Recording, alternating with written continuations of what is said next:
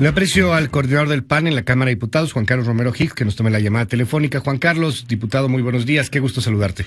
Hola, don Luis, muy buen día. Espero que esté una mejor semana, porque lo que hemos tenido son circunstancias muy adversas.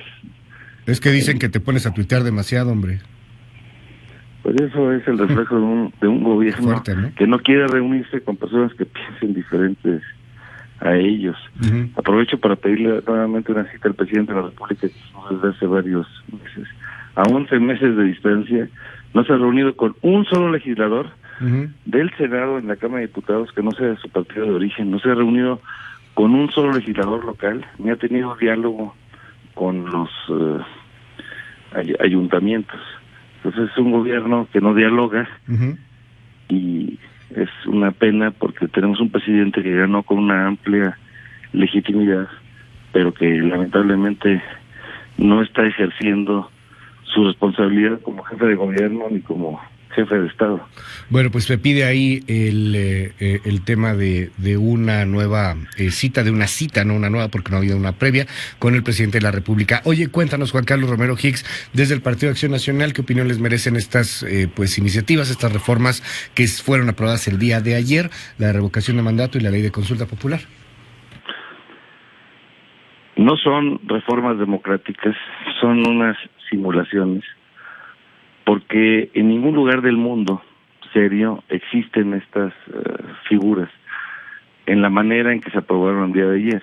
Debo subrayar que nosotros como partido sí creemos en la figura de la consulta popular y vemos con mucho cuidado el tema de la revocación de mandato, pero son contrarias a la certeza con la cual los electores van a votar.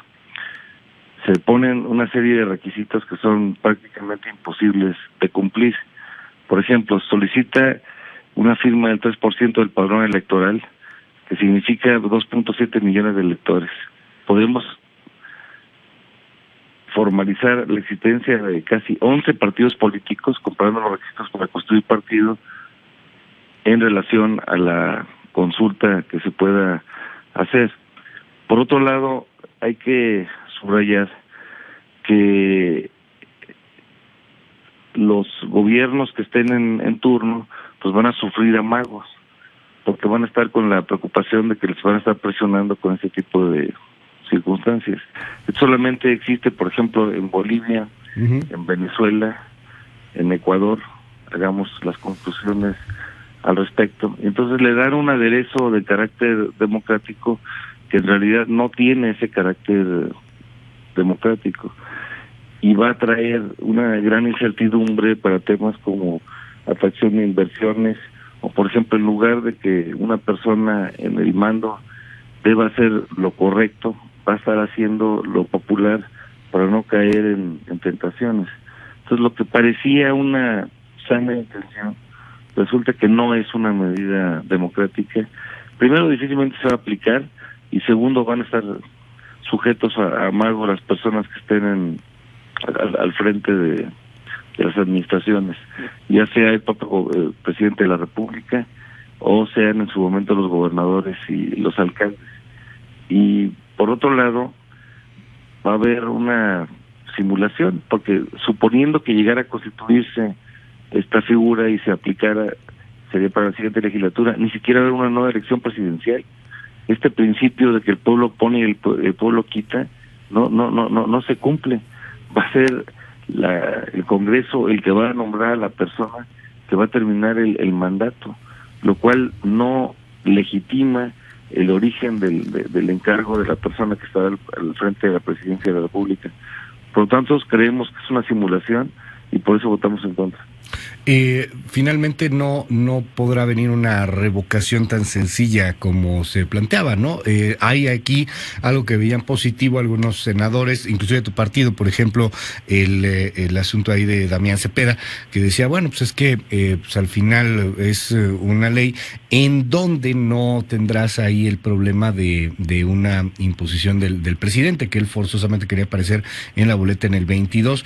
Aquí pues tendría que ser una especie desde una oposición o desde Ciudadanos para que apareciera en la boleta. ¿Aparece o no aparece, Juan Carlos Romero Hicks? ¿Tú cómo lo ves? No aparece de manera directa, aparentemente se está resolviendo. Sin embargo, lo digo con mucho respeto, él puede ser sujeto de infundios y de amenazas de un gobierno inmaduro, como ocurre esta semana en mi caso. Es muy difícil de creer en la aplicación de la norma. Por ejemplo, en el caso educativo, están incumpliendo ya. Entregan al sindicato en las leyes secundarias el manejo del ingreso y la promoción del personal docente, y en el turno, por ejemplo, del presupuesto de egresos de la Federación, ni siquiera se atienden los elementos de la reforma educativa. Entonces es un gobierno que no cumple la norma, y para todo nos dice que tiene austeridad y que tiene honestidad, pero a las pruebas nos remitimos y hay una enorme cantidad de contradicciones. Por ejemplo, en el caso educativo, se dice que se va a atender la educación inicial, no hay dinero para eso. Que se va a atender la educación de la educación normal, no hay dinero para eso. Que se va a hacer un fondo universitario para garantizar la obligatoriedad de la educación y la gratuidad, no hay un fondo para eso. Entonces, en las inconsistencias encontramos con mucho pesar que hay una distancia entre lo que se dice y la posible aplicación de la norma. Pues estaremos atentos al tema. Pasa ya, ¿no? Ya viene desde el Senado, ya pasa esta norma, se regresa al Senado. ¿Cómo va el asunto del trámite legislativo, pues? Continúa las legislaturas locales.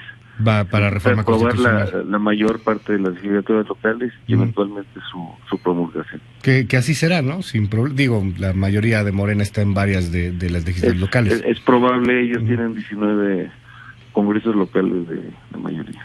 Juan Carlos Romero Hicks, te aprecio que me tomes la llamada esta mañana. Buenos días, gracias. Con todo gusto, don Luis. Un saludo a la audiencia.